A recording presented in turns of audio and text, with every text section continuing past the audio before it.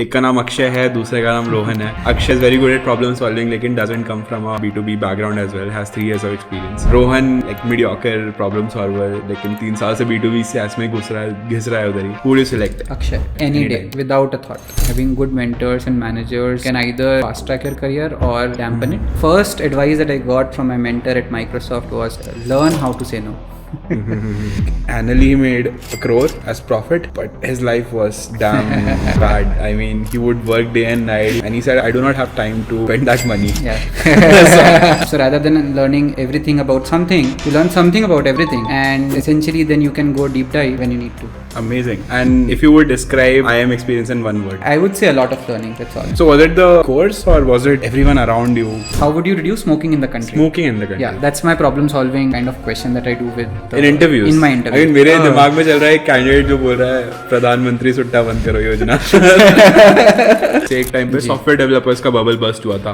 Everyone tried to become a software developer. ऐसी एक business analyst का एक बार बबल फूटा. Now this is of product design and product management, right? जैसे एआई का आया है. बिल्कुल. If you have come to a solution in the first 10 minutes of getting a problem, you would have done it wrong. अभी ओला का news आया, they were giving 100 crores annually to Google for Google Maps, and they cut it to zero by having it in-house. Let's say a person wants to quickly get promoted fast in product management. 2 things that he can do.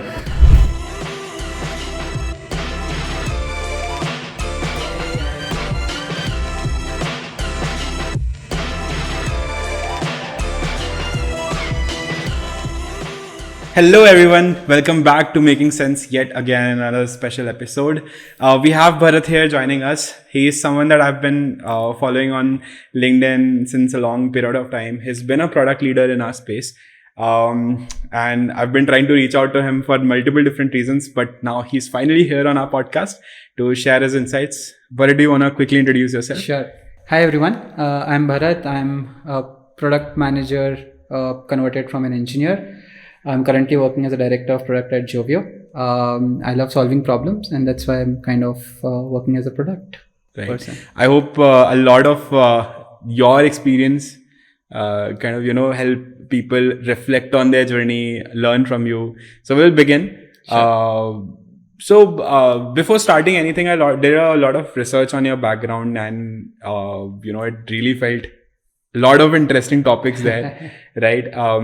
Your education is kind of interesting in itself, and how you have migrated from the journey of being an engineer to a PM and then becoming a leader in product, right?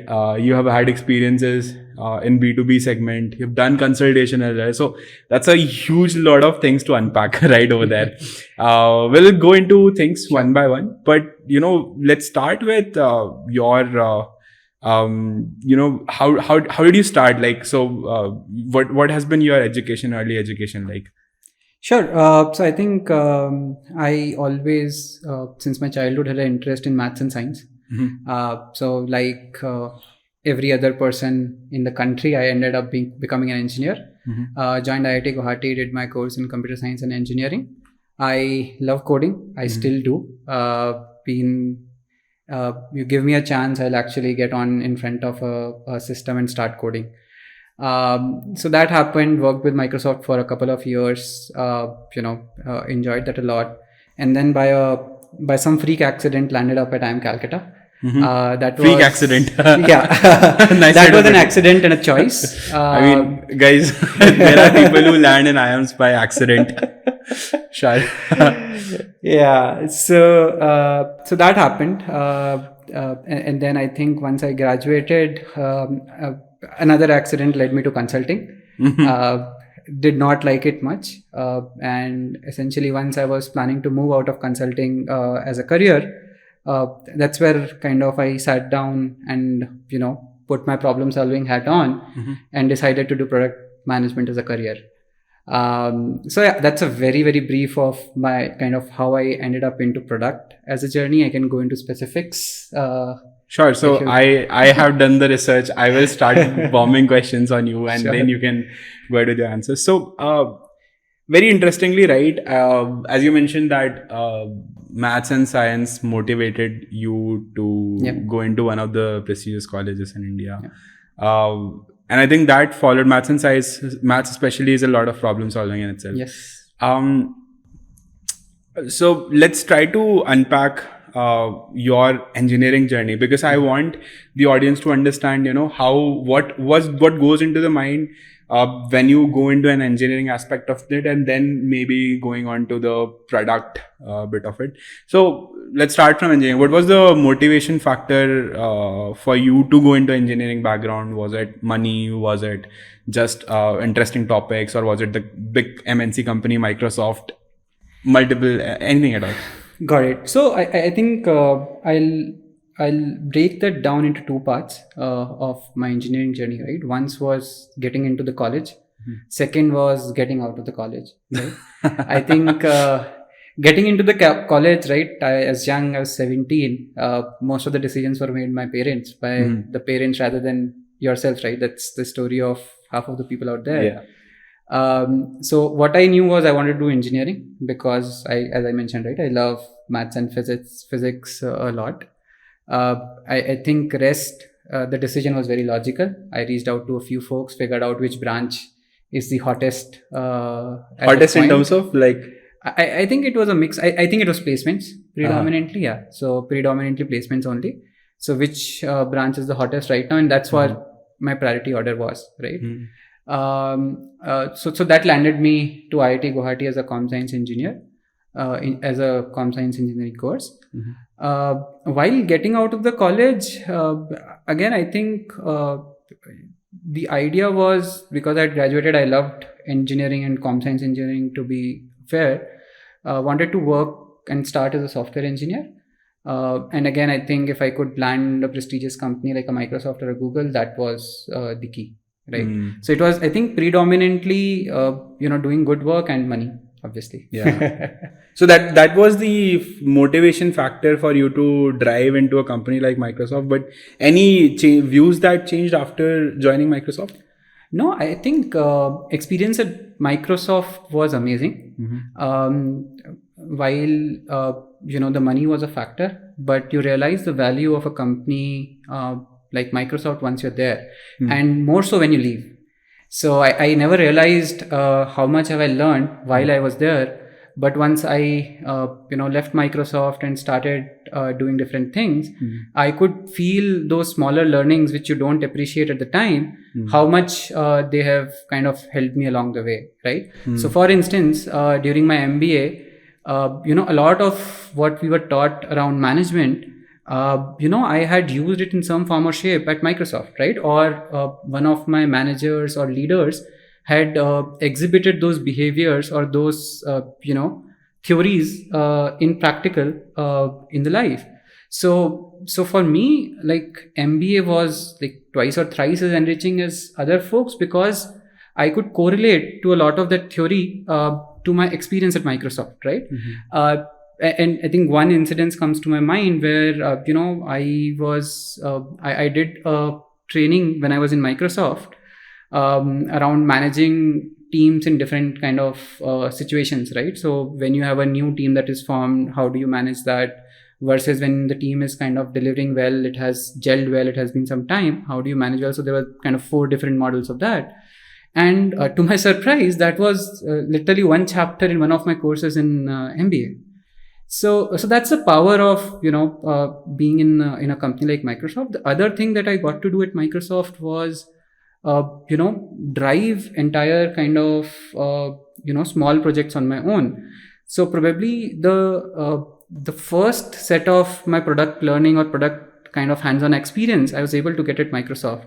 And so essentially I was working on a project where we were using a tool in an intermediate stage of our kind of journey in testing, right? And so this was an internal tool? This was an internal tool. Yeah. Okay. And you were developing it? So it was existing one. In some cases it used to take around 8 hours to complete. And that was a pain, because that meant every test case that we had to run used to take 10 hours. So kind of we took it as a project to improve that performance of the tool.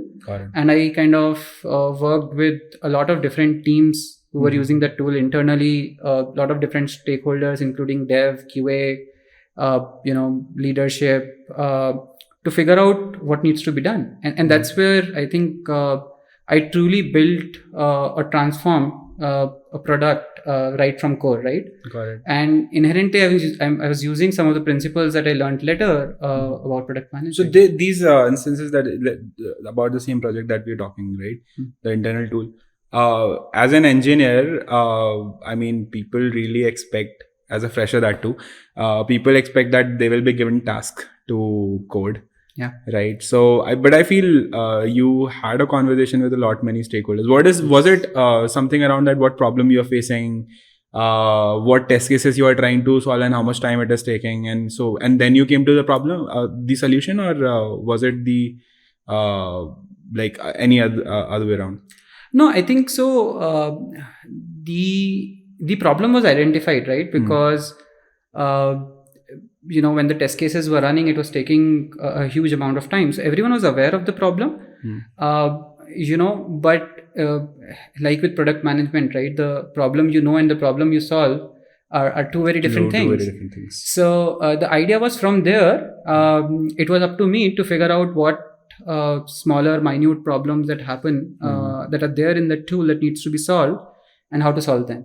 Got it. So that journey, right, from the first problem identification, right, to transforming that tool, was something that I did, and that I got an opportunity to do as well. Understood. And that helped you kind of understand more about and building your own product. Not at the time, but when I reflect back, there's always an hindsight bias that was my first experience, or first encounter with product management. And I learned a lot, right? But I never knew at the time that was product management.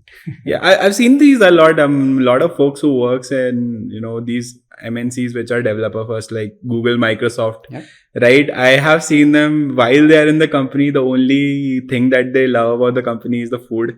The time that they get to play around in the office, the campus, but then when they're out, they really reflect back कि यार बहुत सही कर रहे थे हम तो वहाँ पे जो भी कर रहे हैं यहाँ पे. The startup that I have joined, this is messed up. They had already solved that problem 10 years back. So you felt a similar way when you moved out of Microsoft? So I think a large part of it you said is true, but I never felt that the startup that I have joined now is kind of messed up. Not working out. So messed up. You might have joined good startups in your journey. No, I've had flavor of different kind of types of startups. But again, I think at the end, you learn a lot in different scenarios, and you learn differently in different places.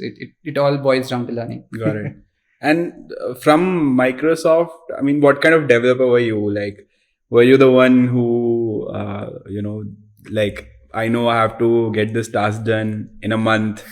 I would only sit at the last night, push the code, raise the PR and get it done. Or I would do it. I would prepare, discuss, do it throughout the course. What kind of developer were you? Yeah, I think somehow the team I was in would not let me to be the first kind of a developer. Although that's some inherent tendency is there to be that last minute person. But I think there were enough kind of checks and balances so that it's not that way. And how much as a fresher? This was back in? This was back from 2011 to 14. 11 to 14. I mean, a decade back. At least a decade back. Yeah. So how much power did you have as a developer? Like what changes you could do in their production? Yeah. No, I think all said and done, there's a very, very rigorous process around QA and testing. But errors always happen, right? Yeah. An example that we were just a couple of weeks back, what happened? The CrowdStrike update. Yes. All Microsoft softwares went out. I mean, इतने सारे meme बने उसके ऊपर, कि Indigo is printing paper पे boarding pass print कर रहे हैं. I felt I missed an opportunity to be a supervillain. Right. It's so interesting, because that was the day I realized कि भाई, people talked about Microsoft is such a big company. Yeah. Software, yes, everyone used Windows, but that big of an impact, entire shutdown, never ever thought about it. Yeah, and so that's pretty. That got pretty funny. A person created an entire web page just to collect memes of what is happening around with the Microsoft outage. Yeah. Anyways, so moving forward, so that was your development journey, and how long was it? A year, 2, 3 years. 3 years. Actually, yeah. 3 years you've been. So, did it involve you getting promoted as well, or did you stick to one role? Yeah, no, I think 1.5 years into the journey, I was promoted. I think there are internal levels in Microsoft. I think there's, L9, L8. Yeah, at that time, I think it started at level 59 and 60, and then so that's your, SD1 kind SD1, of got one, it. and then you have 61 and 62 at SD2, and then 63, 64, 65 levels are SD3. Or senior SDs, so, right? So I was at SD1, but I was internally promoted from 59 to 60. To SD2? No, not to SD2. The internal promotions. Yeah. Got it. And that didn't motivate you to continue software engineering? That's a very interesting question and a hard one, right? Because I still love software engineering. I tried while doing MBA as well. I was trying to MBA was post Microsoft. So from because the thing is कि मेरे कुछ दोस्त हैं who works in Amazon and Google. They tell that कि भाई SD2 हो जाएगा पैसा डबल हो जाएगा, SD3 हो जाएगा पैसा फिर से डबल हो जाएगा. बिल्कुल. And then they are keeping to chase. They are working so hard. I would just want to be SD2. I just want to be SD3. That wasn't the case with you. Yeah, so I've always somehow I think money has always been secondary kind of factor for me, and kind of that has helped me as well in my career journey, and I think it ties back to one of my favorite dialogues from Three Idiots, right? Go after excellence, success will come back to you, right? So you keep doing the right things, and the problem with that statement is you do not know what is excellence. I mean, yeah. So I agree, right? But it's like if you go after success, you'll just get that success that you had in your mind, right? But if you go after doing the right thing, so let's forget excellence, right?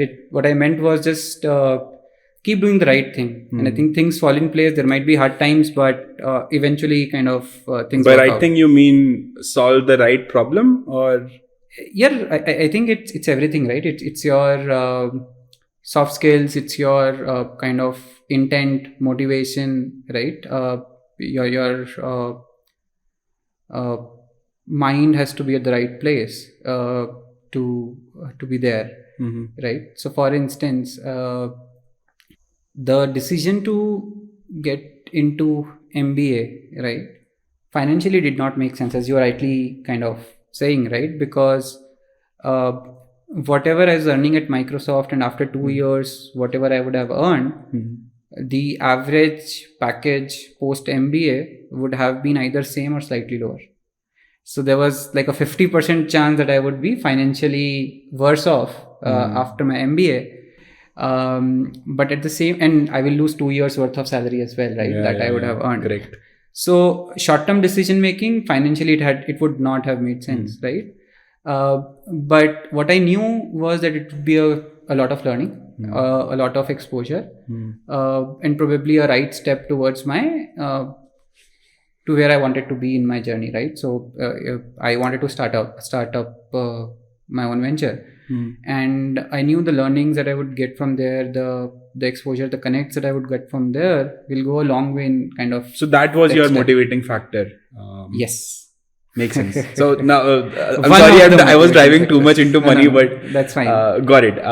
So starting your own venture, solving the problems that you wanted to solve was your motivating factor, and you felt MBA in any prestigious college would help you navigate through business. Definitely, right? So I got introduced to all the basic concepts that are there to do the business, right? So I can speak that language now. While I might not be expert in most of the things, but I would not feel like out of place when someone is speaking to me, let's say about marketing, about finance, or anything in between. So what these institutes help you do is get you the breadth of knowledge and understanding. You'll not have the depth for sure, but you will be well versed to converse. You will be well versed to kind of learn more, because now you know where to look for or what to look for, right? So it gives you that stage where you can go into the depth wherever you need, when you need it. Yeah. So rather than learning everything about everything or everything about something, you learn something about everything. Yeah. And essentially then you can go deep dive when you need to. Amazing. And if you would describe IIM experience in one word. An interesting question. Amazing is the word comes to my mind, but I think that's too vague. I would say a lot of learning. That's all. Yeah. That summarizes it.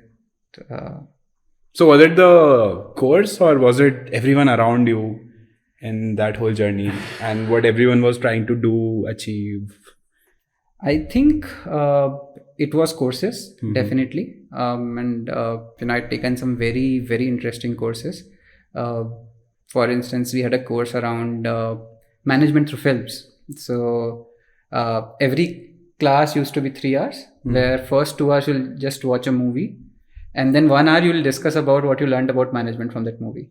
Yeah. So those kind of case methods. So that is one part of the learning, right? Second, I think when you're preparing for your interviews, that's, I think, a phenomenal learning, right? Because interviews are, let's say a crash course into what you will do at the end of once you get hired or join a company, right? So resume preparation taught me a lot about communication. Interview preparation, because I was kind of prepping for consulting, taught me a lot about problem solving. And I think that's where I'd have probably learned the right way to problem solve as well, and consciously solve the problem the right way, right? Previously I would have been solving problems, but through intuition, through logic, first principles thinking, right? But I think once I learned those, prepared for those interviews, that's what I gained. And I think fourth one was around, I was running my own, kind of trying to run my own venture. It didn't succeed. Within the college? Within the college. Amazing. So I had a team of 5 or 6 folks who were working out of college for me, and I would probably attend my classes in the morning and then sit with them, help them code, work with them, kind of to build a software product out of there. And can you give us some idea what was the product that you were working on?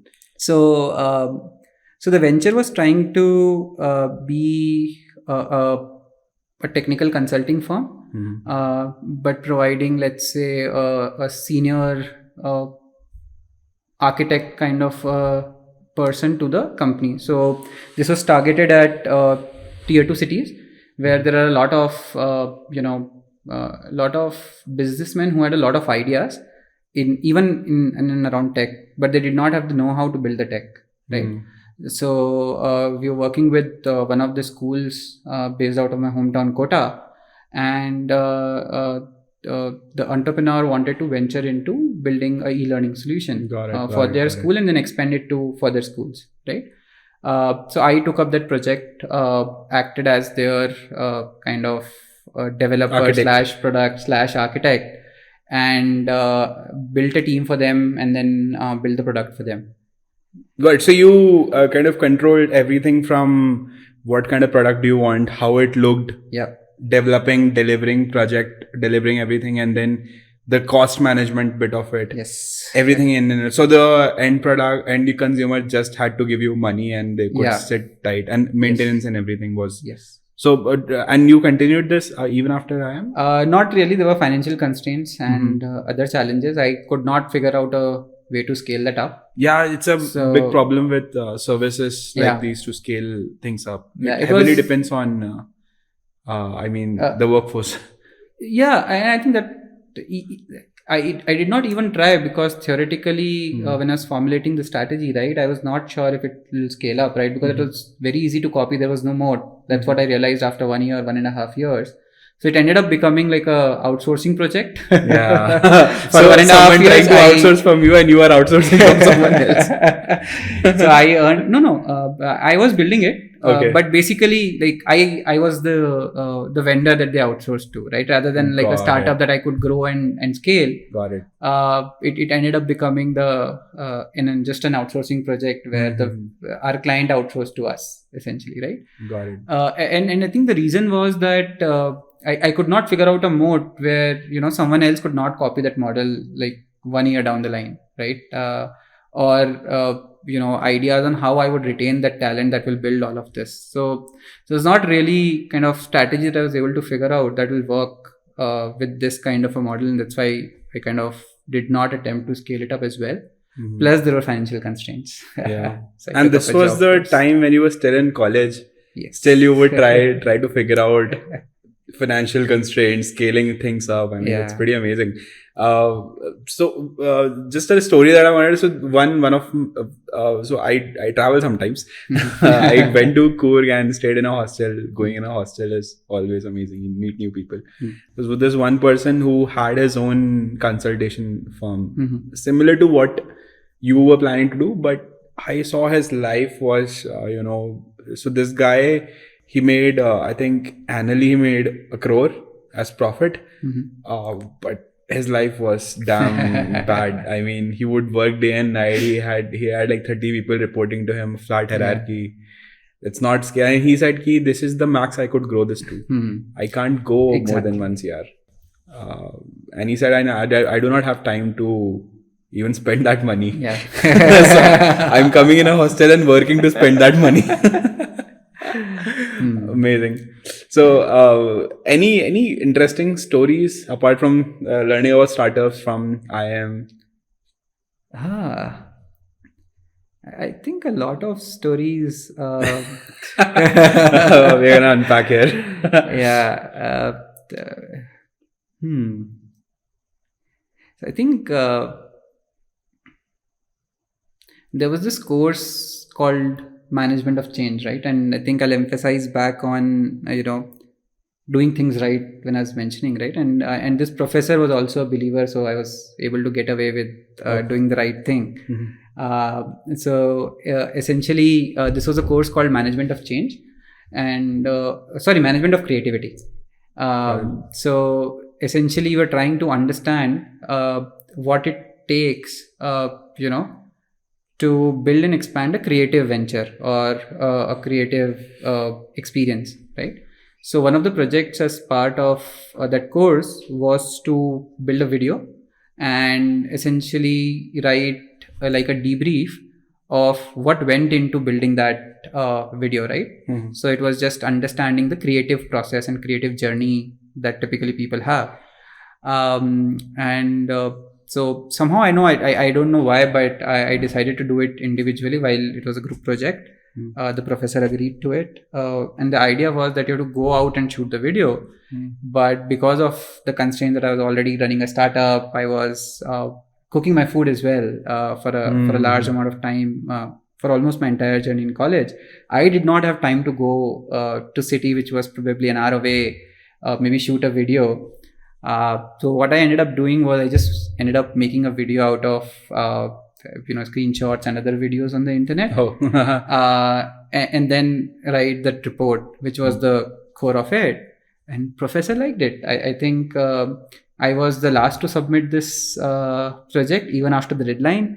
I did not make a video as other folks did, but I think what I wrote was like truly what I kind of felt while doing that, right? So that authenticity kind of is what the professor also liked, and he gave me a good grade. So also it was about creativity. You were creative throughout your exactly. So I did that, right? And I kind of documented the experience, right? In like as many words as I can, right? It's very genuine, essentially. Right.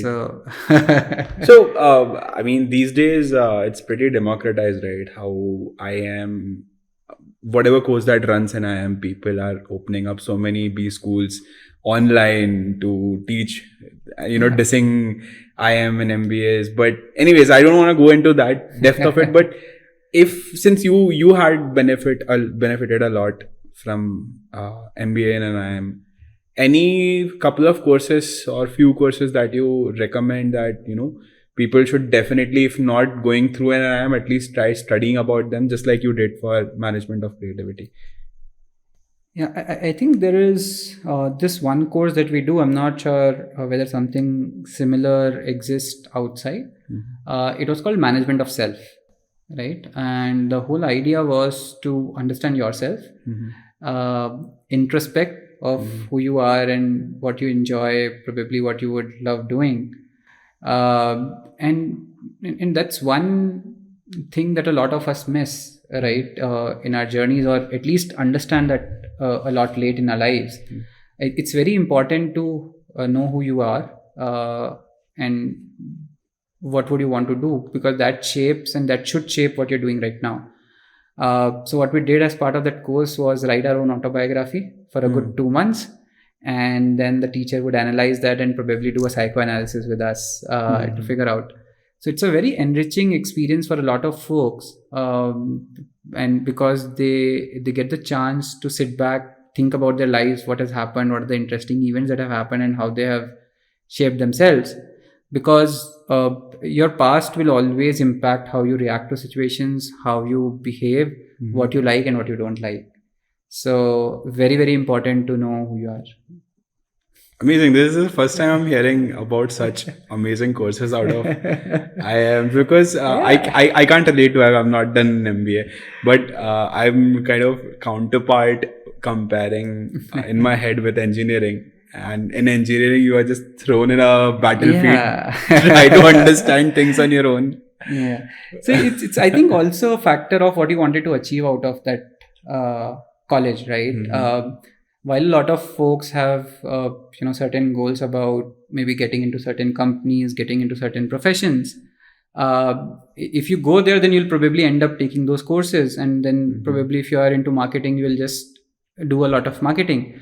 For me, because I did not have any kind of such goal, I was just purely exploring, because the whole idea was to try my hand at startup. Once that was settled and I was doing something, at least I had freedom to do whatever I want to. So I took the most different or unique courses that I could find. The other thing that I did was I knew I had done a lot of quantitative courses as part of engineering. I've done a lot of structured thinking, as a developer, right? Because you think about algorithms, it's a process, it's a structure.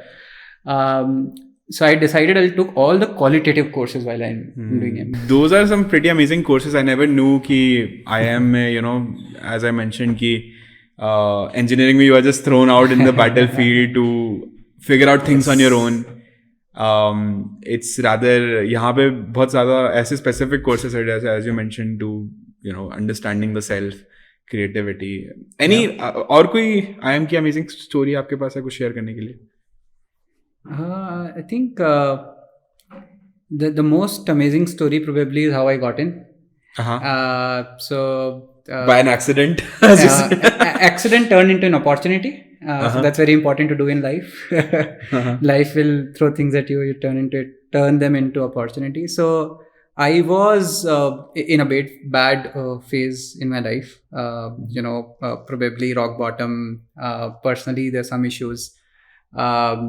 And I was thinking, and typically I'm a person who believes, right, given enough time and effort, as humans we can achieve anything. Right? And that confidence is shaken down at that point in time. And I was thinking, what should I do to gain that confidence back? And I saw like my roommate was kind of giving up CAT, and a few other folks I knew were giving CAT at that point in time. And I realized, I think a lot of people in my kind of age group, in my segment are doing that. Let's maybe take that as a goal and try to achieve it, right? So basically, if I set a goal and achieve it, it will boost my confidence back. And at that point in time, if someone would have asked me whether you want to do an MBA or not, I would have laughed at their faces. Because I loved coding, I loved tech, engineering altogether, right? And you were having great time at Microsoft. Exactly. As well. And I'm still like a fan of physics, right? I see a phenomena that I don't understand, I'll go and research on internet how it works. So coming back, right? So that's when I set up a goal to kind of get some 99 percentile in CAT because that's what everyone was doing around me. Yeah. And I said, if I can achieve it in a certain period of time, it's actually kind of, builds that confidence back. And I just kind of started studying, gave it my all, got it, right? The second stage was, so I somehow cracked that 99 percentile because of what I did. And then I had to go and do interviews. And being a pseudo narcissist that I am, and I love talking about myself, I said, why not? Like, it's a great opportunity. And I kind of cracked that as well. And then it became a problem for me because I had never thought of going and doing an MBA. And my parents were like, you cracked that hard an exam. And my friends were like, you've cracked MBA, gotten into a prestigious college, and now you're saying you won't go? Are you crazy? And that's when I started to, figure out what I could do and how I can leverage that for my benefit. And having tried a couple of times to start up while I was in Microsoft, working on a few ideas, but I was never able to give it enough time. And I thought this could be that opportunity where I get to the thing that I love, plus use what I have done for my benefit.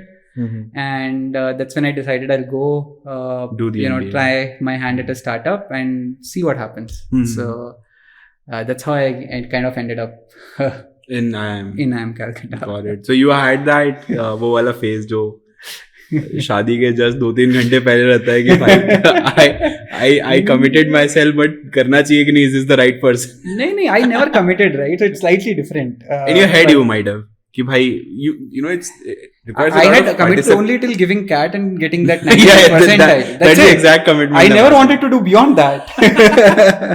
So you wanted to be in the feel the energy of cracking that and go into that vibe. No, I had when I kind of got that news, I was okay. But then I was traveling back in a train somewhere, and train journeys are kind of by far the best times I've had, because that's the only time when you get time to you think. Don't have anything to do. Yeah. So the reflection that I was talking about earlier, train journeys are the perfect time to reflect on what you have done.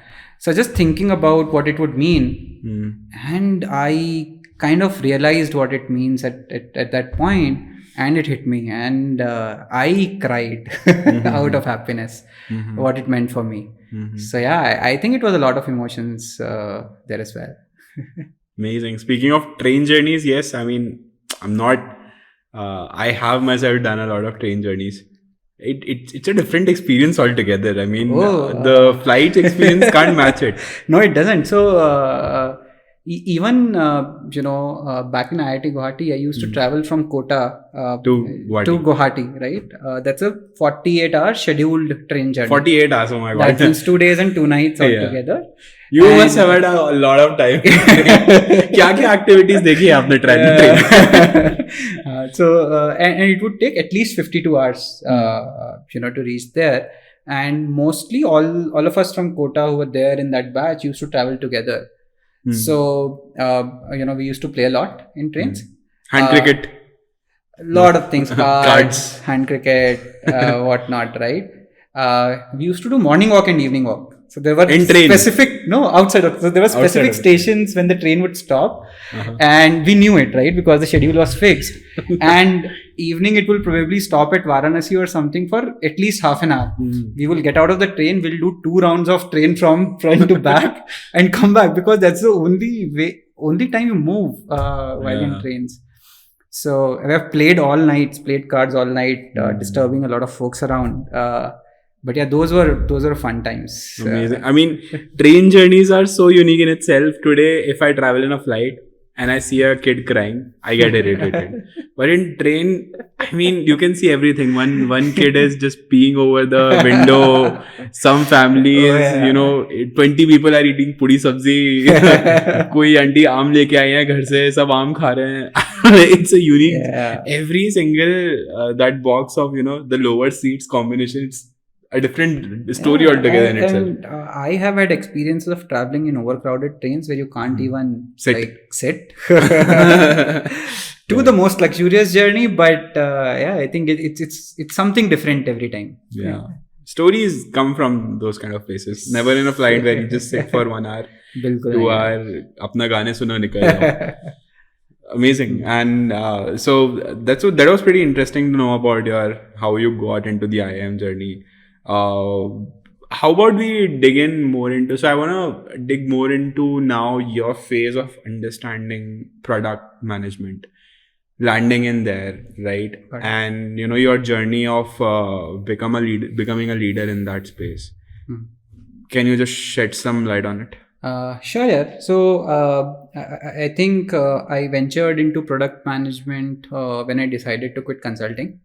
Oh, this was as a post career. consulting. Post consulting, right? So Okay. out of college, I joined BCG as a management consultant. That was for 2 years. That was a very brief stint. Brief, That was okay. 3 months.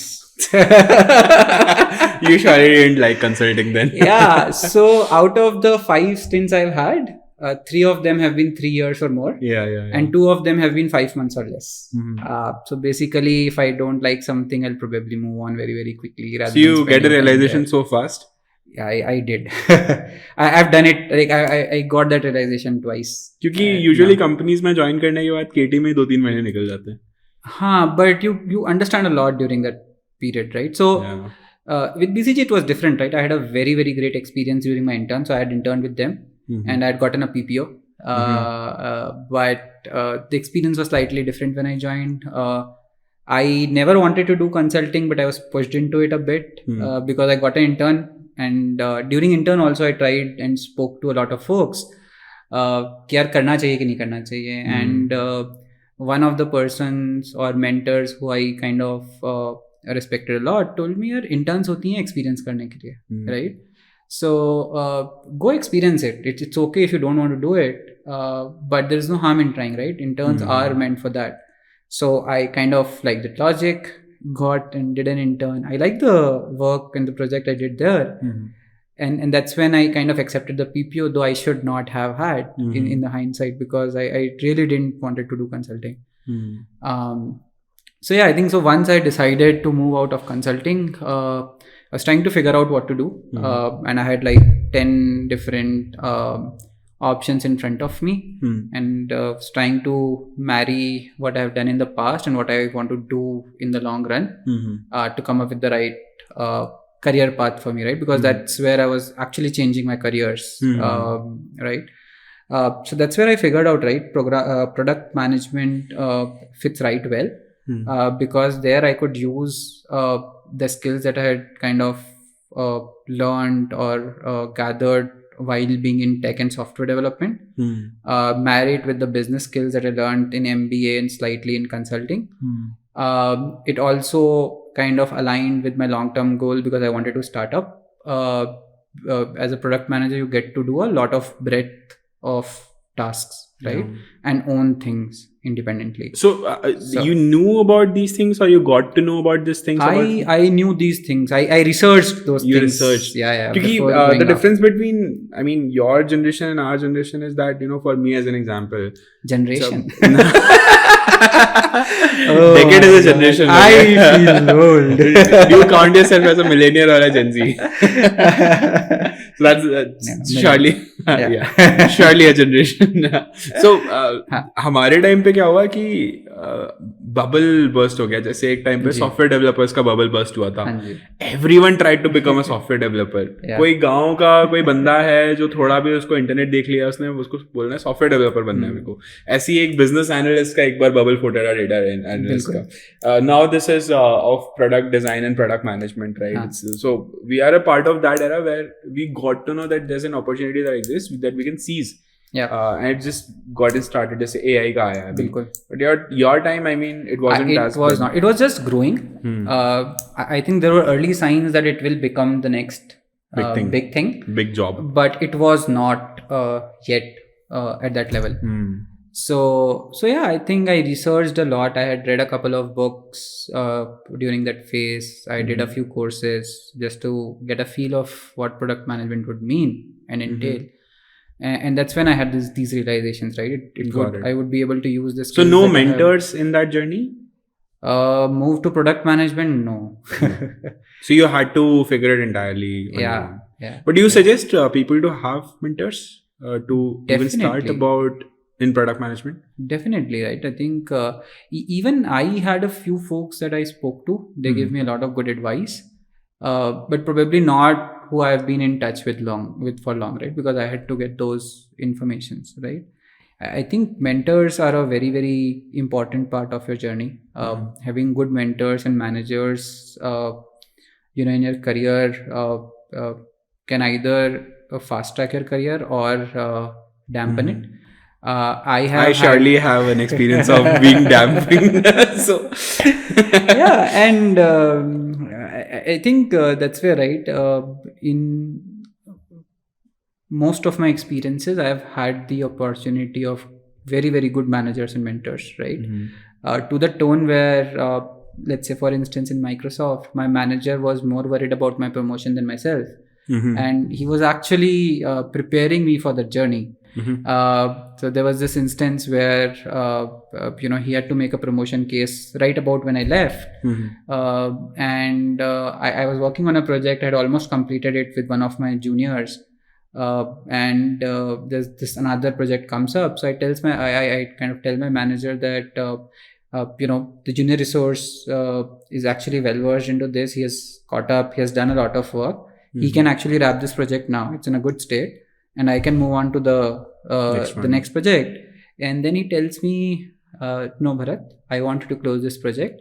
I want you to send out the email to the larger organization, and you understand why.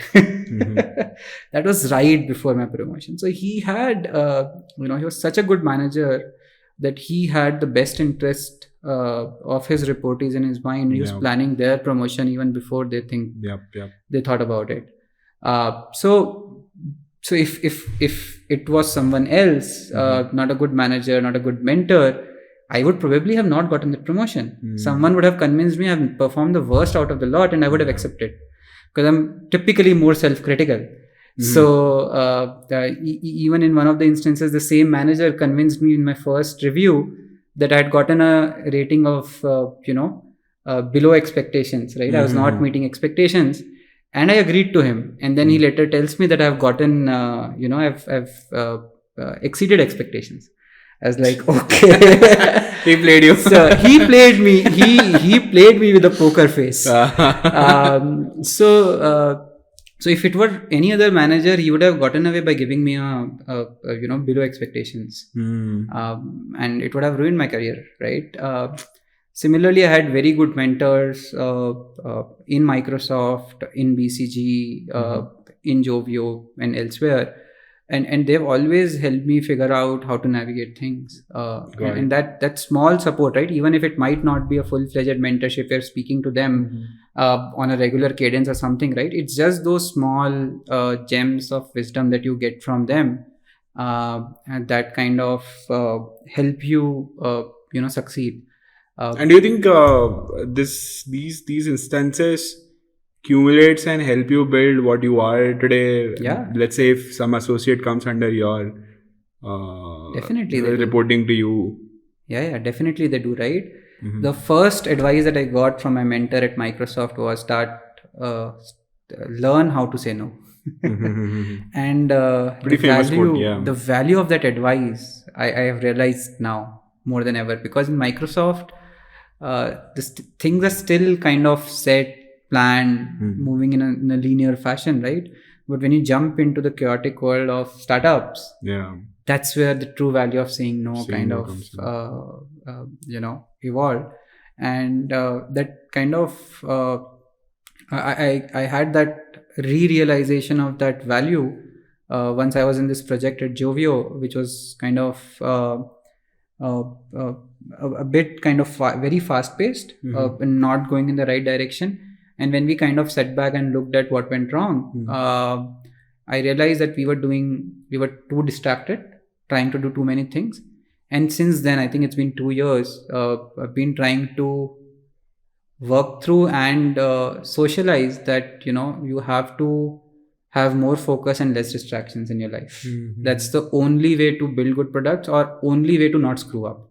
And yeah, that's been fun. Any examples?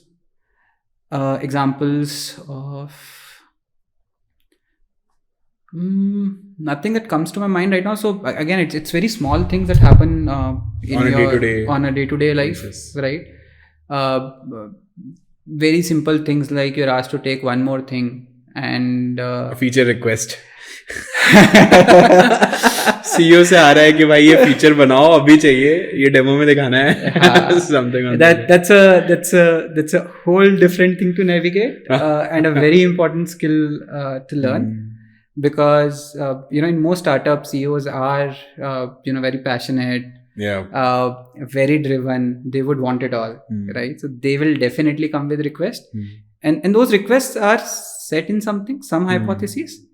It's just that you have to figure out what to say no to and what to accept, right? That's what it means, right? More focus and less distractions. So you meaning saying learning no for a personal life is different, but just to keep the company's focus straight as well, you need to sometimes say no to a certain things. Definitely. Right. So it works in both those directions. Yes. So the end goal is to be focused on a few things. Exactly. Right. If you're too distracted, you'll not do any of those things well. Right. And then the quality will suffer. Got it. And so how, since you were speaking about this manager, or the reporter or the employee relationship, and as you mentioned, it influenced a lot in your career. It helped you navigate through, certain aspects of your life. Now you are at that position where people are reporting to you. I mean, today, so I was also one of the clubs of beginning from start and scratch a few years back, and now I'm in the position where people come to me for help, right? And I mean, you are far ahead from there as well, but I right now see a lot of people come with a glitter in their eyes, right? And then if they do not land in the right place under the right person, even if it's a wrong place, but a right person, if they are guided by the right person, they always end up right, right? So, I mean, how do you manage the aspect of, so product is one. Got it. Just, being, so director of products is you are juggling with your senior PMs, APMs who just joined from college, right? How do you look at it? Yes, I think, again, with people management and again, learning from what I have seen, right, is always unique to the person that you're working with, right? Obviously, there are differences when there are different levels, but even at the same level, each person is very different, and you have to problem solve to figure out how to kind of best help that person to deliver to their best potential, right? So I think every situation is unique. And you need to keep tweaking yourself, to deliver that outcome. For instance, with APMs, you have to spend a lot more time with them to help them explain, understand, and learn the core concepts, right? With SPMs, if you get into that micromanagement level, they will leave. They will run away faster than anything, right? Got it. So you have to be at a distance and give them their space to learn and evolve, right? And you can leave a lot up to them to come back and to reach out for help rather than you extending that help. So there are differences, but that also changes with each person that you interact with and work with. Got it. So, I mean, since you've been through all of that journey, you can empathize with those people. Definitely. Is that aspect as well? Yeah, I think, again, right, you can't expect an APM to just do everything that you expect out of a PM or SPM, right? They would go through their learning journey, definitely. So and do you believe as a DOP, so I see so many posts on LinkedIn that what an APM should do, what a PM should do, what a SPM should do, what a GPM should do. Do you believe in this, or do you think a framework is good to begin with, or do you think limiting the scope can cause harm? I mean, so I think limiting the scope is necessary, but not limiting the limiting the what do you call the ability to maybe perform. What do you expect out of them, right? So for instance, at Jovio, we believe that right from APM till SPM and PPMs, you should own the product independently. You should try and do everything right from strategy up to execution on your own. It's just that you would probably end up having the depth of the product that you're working with and the complexity of the product that you're working on differently, right? So APMs would typically work on smaller products, features, right? So that they can digest it, right? Obviously, if you throw someone beyond their capabilities right at the beginning, right, they're bound to fail, right? So you have to adjust to that. But it should not be that, you're not giving them a flavor of everything, right? You help them, you support them, and you kind of help them get there. But ऐसा नहीं है कि APM है तो you're just doing execution, right? That doesn't work. They should own a part of the product. They should figure out what to build and why to build, and then take it to home. So you think कि scope से focus बढ़ेगा, but ज़्यादा scope में रखने से चीज़ें potential नहीं बढ़ पाता ज़्यादा. Something on those similar lines. हाँ, मतलब it's the same, right? The analogy that you have to keep stretching them as well, right? So they should know what are the skills that are needed, right?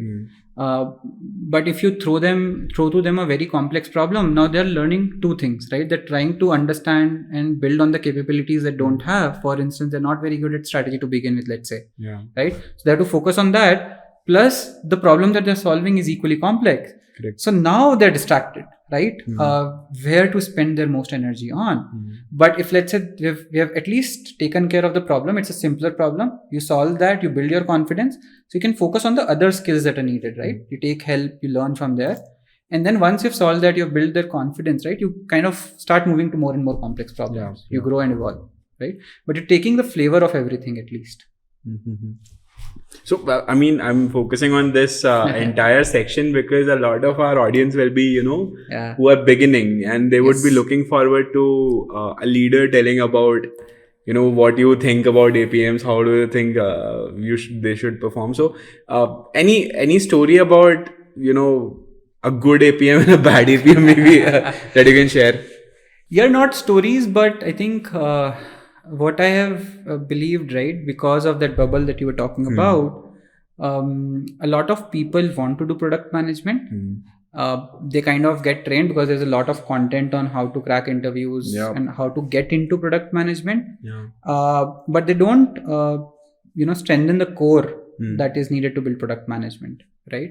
Or to succeed in product management, which according to me is problem solving, right?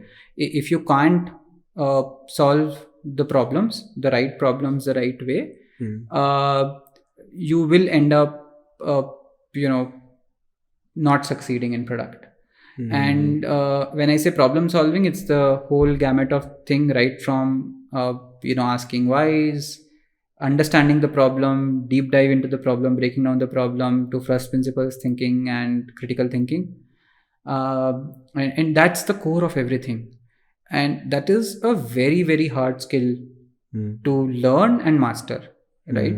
And not just that, right? Even if you have, you can learn and master them, getting the will to do it that way is, right, is very difficult for most people. And people might not enjoy doing that. So it's important for anyone who's getting into product to get the flavor of what problem solving is. It's a life skill. Everyone should learn and understand and get to do the best problem solving they can. But they should know how difficult or how taxing problem solving could be, right? For instance, you have to let go of your ego to solve the problem right way. If you keep thinking your solution is right, you will never get to a good solution. You have to always be willing to accept that you're wrong, right? Unless you believe that, you'll not do any research, you'll not figure out what the right problem is, you'll just make your assumption or hypothesis and just solve for that. And that's a recipe of a bad product. Yep. So yeah, I think for me, I think all the other skills are easy to learn. Be it communication, stakeholder management. You work in a good place for a couple of years, you'll automatically kind of learn those. People would be there to help you. You can imitate people who do it well and learn from those. But problem solving would require maybe some changes in your core values as well, and that's why it's very, very difficult skill to learn and master. Got it. Makes sense. So, did you face a problem in learning problem solving, or has this been a phase कि आपको 5 साल पहले लगता था अरे मैं तो best problem solver हूँ अभी, लेकिन अब लगता था कि अब वो क्या ही प्रॉब्लम सॉल्व करता था, वो तो कुछ नहीं था. I had these many flaws. Now you have certain different problem solving is a very interesting topic because it's a very overused cliche word, but people don't really, personally I feel, do not really get deeper into what really it is, right? Yeah. I mean, for me as an instance, I'm currently working for a startup itself. Yeah. So we are building products from scratch. That's the benefit of being in a startup.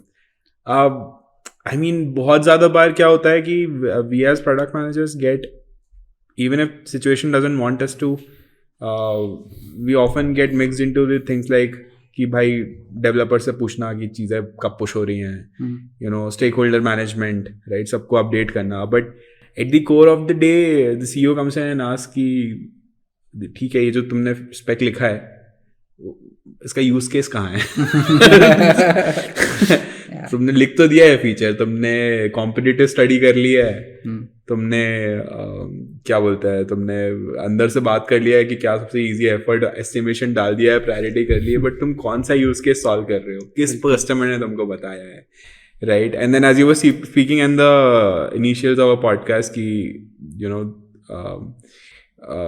I mean, the problem that you try to solve and the solution you come up with are two different things often. Can you just describe a little more on problem solving, what according to you it is? Yeah, I think very interesting question, right? I think for me, problem solving, 80% of problem solving is understanding what is the problem and what problem to solve. It's a very broad kind of description, and 20% is solution, and the easiest part of it, right? Solutions can be crowdsourced. Once you know what problem to solve, you speak to 5 people out there who have been doing those things, your customers, your users, your CSMs. They will give you the best answer and best solution possible out there. Correct. Happens in consulting. Consulting is all about problem solving, right? Yeah. So in BCG, I was working on this project for a large auto parts manufacturing company, and we had to reduce cost, right? And out of the 80 crore cost bucket that they had, I had to work on as an intern reducing the cost of packaging materials, which was around 2 crores of their cost. Oh God. Yeah. And I got all the ideas on how to reduce that cost from the people working in the warehouse managing the packaged material. That's all. They knew everything. Once you know what problem to solve, the answers and the solutions will come to you. So for me, problem solving is predominantly identifying the right problem to solve. Asking the question, why are we solving the problem first and foremost? Understanding why, because the problems vary once the why varies, right? So for instance, I kind of asked this question in a lot of my interviews.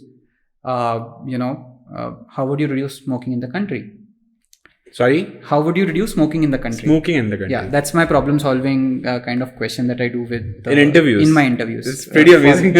For product interviews. मुझे तो usually ऐसा पूछता है कि अच्छा Netflix के users drop हो रहे हैं. Exactly, right? That's what I say, right? Problem solving is beyond product, right? It's a life skill, and you can apply it anywhere, right? And if you do the problem solving the right way, you'll not get stuck.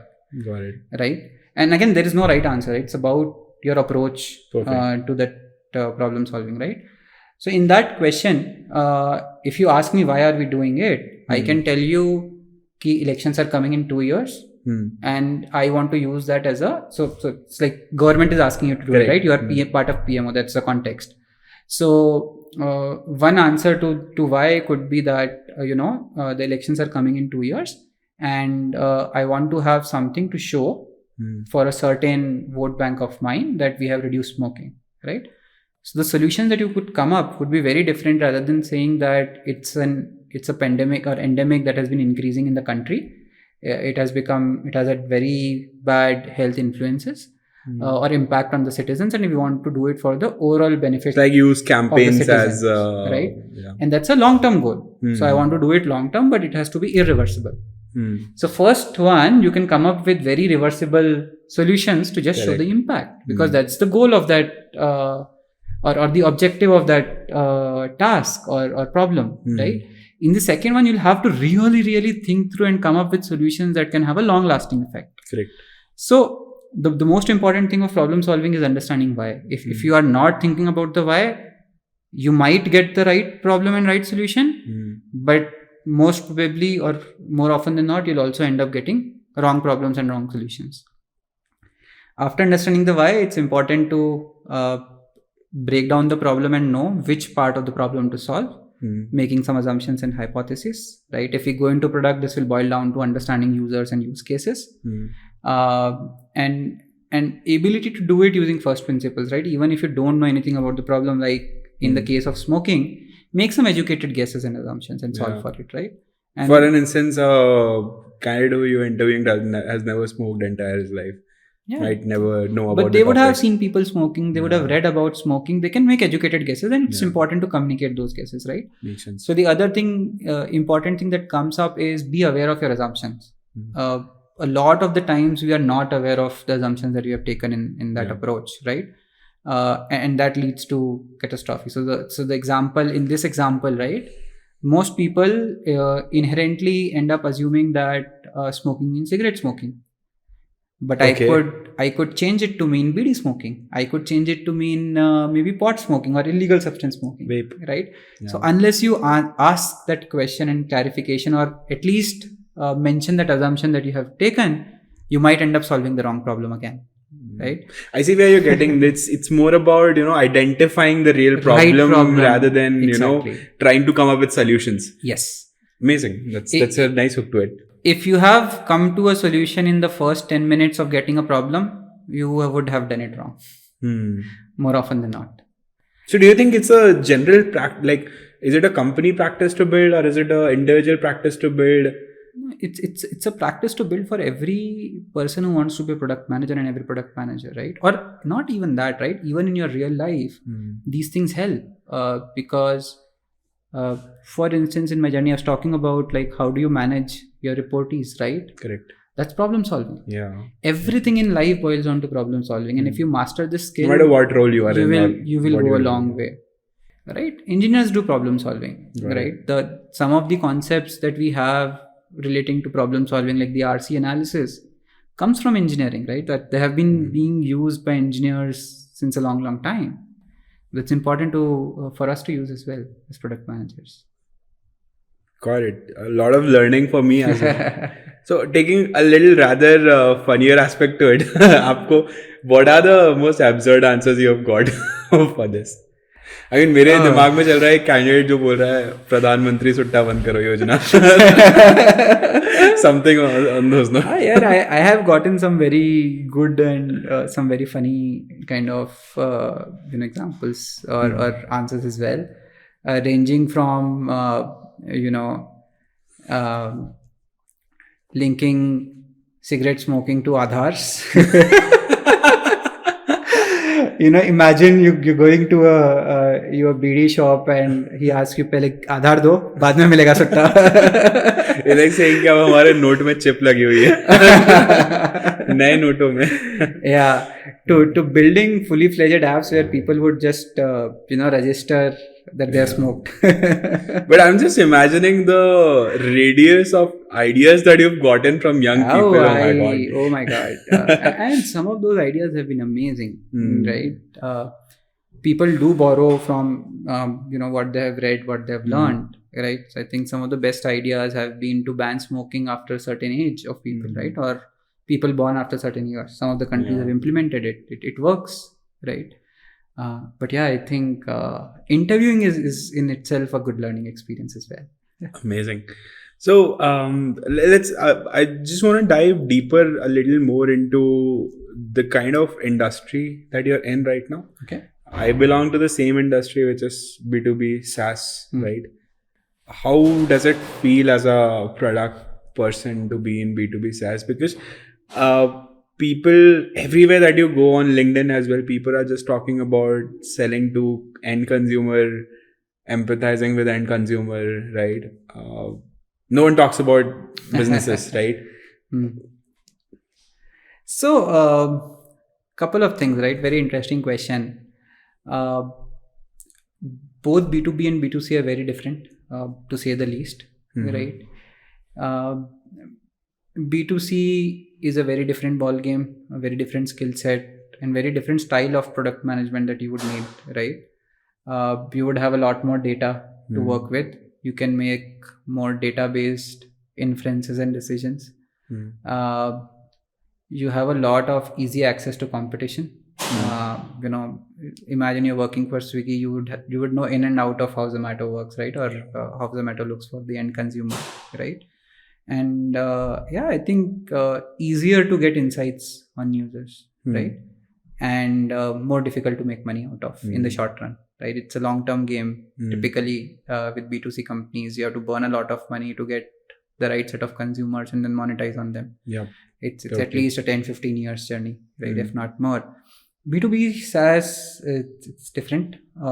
So it requires you have a lot less competitive intelligence, because most of these competitors would not even give you a demo. Totally. It's you would have very less number of users, so probably data driven decisions would also have to be limited, in the sense with you'll have to make decisions with the limited data that you have, right? If you're working with enterprise clients, having 100 enterprises is a massive scale. It's billions of dollars in revenues, right? So typically you'll be working with less number of users, less number of customers, but a lot more money to make right from the beginning, because businesses do pay well if the product meets their needs. Right? People So are slowly trying to understand. Abhi Ola ka news aaya, they were giving like 100 crores annually to Google for Google Maps, and they cut it to zero by having it in-house. B2B SaaS products are costly. Having negotiated and onboarded a few of those products for our internal users, to say the least, they're costly. I mean, but at the end of the day, the psychology is the same, right? B2C products are trying to become the, your oxygen of your daily drivers, right? And similarly for businesses as well, B2B SaaS is trying to crack that itself, that is something that you can't achieve without our product. Yeah. I think B2B is also about, in businesses, right? Same thing, right? Businesses want to be focused, so they would not venture into building products that's not their core, focus or skill set. And that's where you kind of in B2B, you have a lot of opportunity to build products, peripheral products that are not core to individual businesses, and win, right? Because it's easier to buy than build in most cases, right? When you don't have that's not a business critical system that you have. Got it. In a sentence, can you tell what Jovio does? Just so people have clarity on what B2B SaaS is. So Jovio is a recruitment marketing platform. So we build or we have a suite of products that will help you get the best performance out of your recruitment marketing. And recruitment marketing essentially is the marketing and advertisement that you do to get more applicants for the hires that you need to make, right? So this includes your career site, candidate engagement, and the jobs that you post on different job boards or different platforms to attract prospective candidates to apply for your jobs. Makes sense. So I want to jump into a little more area of, so a lot of young audience, as I'm say, people are trying view the podcast. So a person who's starting to go into product management gets an opportunity for B2B SaaS. Now B2C is everywhere, right? People are making case studies of B2C. I mean, solving things like कि भाई Swiggy के deliveries के rate बढ़ाना है, मिंत्रा के basket का size बढ़ाना है. Everyone is making case studies around it, right? So, but how does a person like who's starting to go into product management journey and gets a chance to work in a B2B SaaS, how do they navigate ki? So first of all, how do they know ki it is their moat? And second is, how do they go about it? Like, what do you think so you are a leader, you hire and fire people pretty often in this industry, right? So what is your take? Can you kind of explain that question a bit? So what I want to know is, let's say for an example, I used to work in a B2B SaaS company for 3 years from my entire journey. Starting my career to moving to the next company, I never knew what B2B SaaS is. Okay. I was joined to solve certain problems. I did. Then eventually I understood that what B2B SaaS is, right? Now I'm navigating my career through because I want to optimize my product management skills in B2B SaaS, right? But only if I could knew, right? How would I, because all case studies that I did was around B2C. Got it. Yeah, so again, I fundamentally believe, the core problem solving still remains the same, whether it be B2B or B2C. Whatever you try to optimize would give you probably short-term gains, but in the long-term play where you kind of get into, senior roles or leadership roles, right? I don't think it would matter, right? Right, you'll probably not end up being in B2B companies, right? You might go to a B2C company as well. So I would say, I think it's better to not specialize and not just focus on specifically B2B. Think of it like any other problem, solve for it.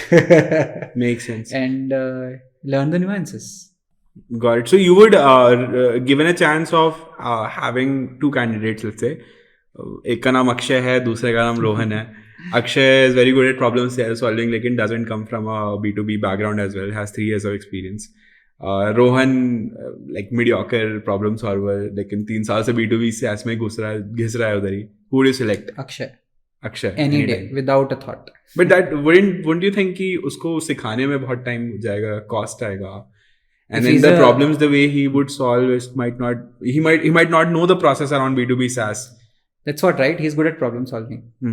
He'll solve that problem also. Got it. So guys, that's your advice. That's the point of being a good problem solver, right? You throw them into a different domain or different setup. It might take slightly more time, but they would figure out what to do. Plus, I think for me, getting the right product out depends a lot on problem solving, right? Because that's where you figure out what's the problem you're solving. And, the scenario that you mentioned, Rohan could have gotten that wrong 30% of the times. Akshay would probably get it wrong 10% of the times. So 20 of my products would be better off, even if it took slightly more time. The output would be probably better quality, right? And that's what would be of much more importance and value when you see, right? If you're able to release 2 more better products out of 10, that can add a lot of more value to the company overall. So you feel that the nature of business, nature of environment is a soft skill to learn, and you can work more on your problem solving at the core of it. I think so, because again, right, while you're talking about B2B SaaS versus B2C, every company is different. Yeah. So once you get into a new company or once you hire a new person, they will anyways have to figure out how it works in the new setup. Makes sense. Navigate the people around. Because stakeholder management is one of the other key skills, right? And that will be different in each company. Correct. So for me, I think learning B2B versus B2C is at the same level as learning how would you operate in a new company. what it means to work there, what are the unsaid SOPs that have been put in place. And like you learn those, you will learn the difference between B2B and B2C as well. But if you can't solve problems well, you will not succeed as a product manager. Makes sense. That's a lot of good insights for a fresher to watch in, and even who are trying to. And I think the problem solving aspect that you're mentioning doesn't just so भले चाहे आप APM हो, PM हो, SPM or whatever, that should remain That at the has core. to be the strong suite. Yeah, that makes a lot of sense. I mean, a lot of insights that we've got from this conversation. हम लोगों ने cover किया काफी, how you navigated from being an engineer to a product. What was the thought process around it? Navigated your consultation journey as well. So a lot of great learnings. I mean, I'm trying to kind of culminate a few more questions around short questions, and then maybe we can end the conversation after that and bring to the closing note. Very short questions, right? What are the top 3 things that you regret you didn't do in your 20s? No regrets. No regrets. No regrets.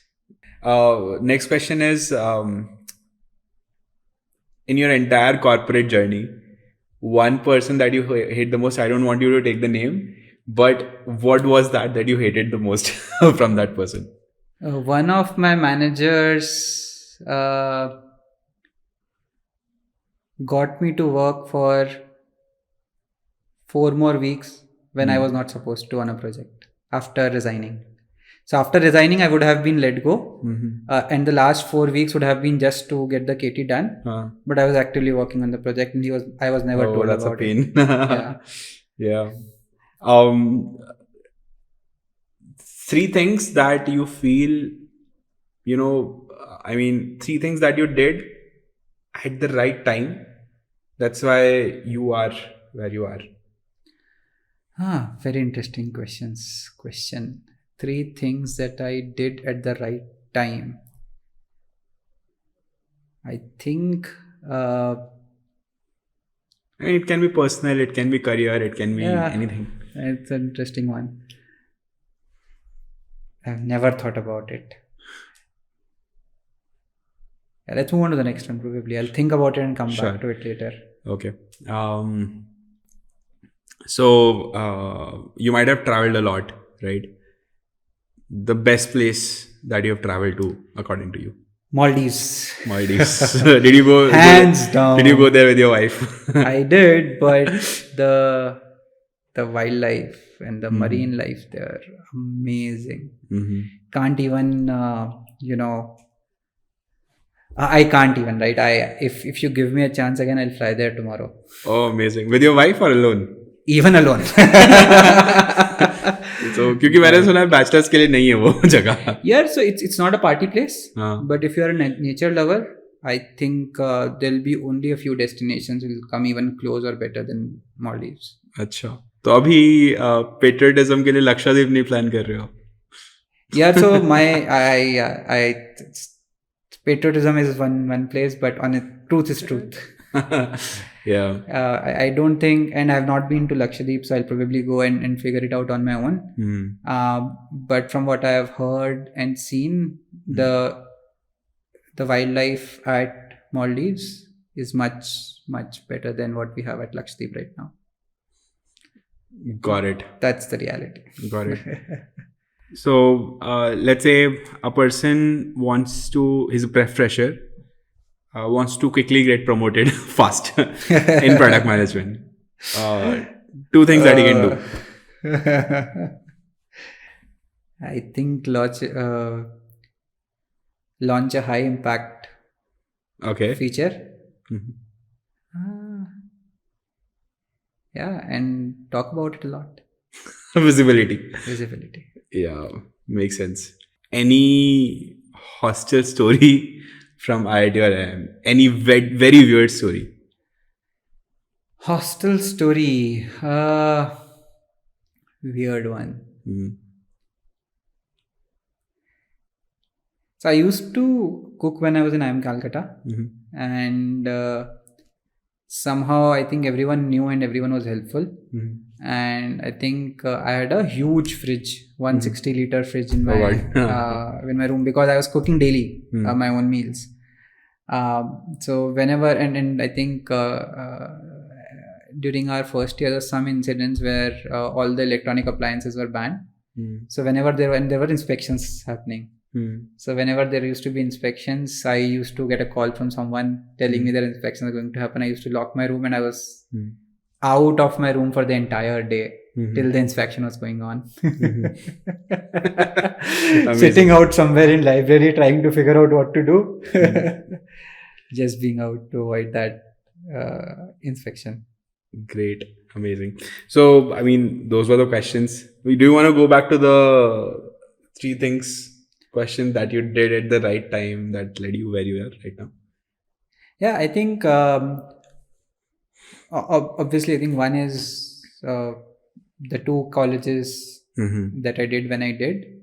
And I think while I did not want to do consulting, but getting into BCG and spending whatever time I did there, like I had loads of learning around problem solving from BCG, lot of framework that I still use in my day-to-day life as a product leader and manager. Got it. Amazing. So that was our time. Really nice having a conversation with you, Bharat. I personally got to learn a lot being a junior in product management. Uh, Surely, and I think it is gonna benefit a lot of junior folks who are trying to navigate in their career as well. Likewise, as I said, being a half narcissist, I like talking about myself. So it was a great experience sharing my stories with you and the group. Thank you for having me. Sure. Thank you so much, Bharat. Thank you.